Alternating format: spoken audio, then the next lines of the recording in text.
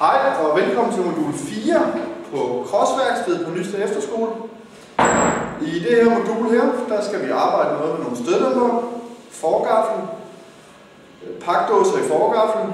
Hvad er der på en forgaffel? Er der olie? Hvad er der på? Hvor meget skal der være på? Vi skal arbejde noget med bagstøddæmper. Vi skal have fyldt noget gas på en støddæmper. Have fået set, hvordan den fungerer og hvordan den virker. Og så skal vi til at begynde at gøre noget bane klar, så den er klar til forår. Vi skal ud og have banket nogle pæle i. Vi skal have lavet noget hegn. Og så skal vi ud og køre den en hel masse, lige så snart ved, at det bliver lidt bedre. Håber at se dig på Crossværkstedet på Nysted Efterskole. Hej!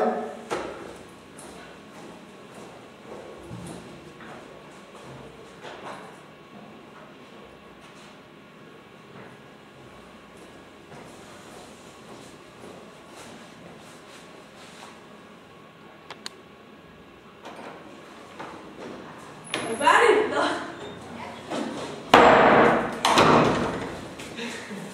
Det skal vi se.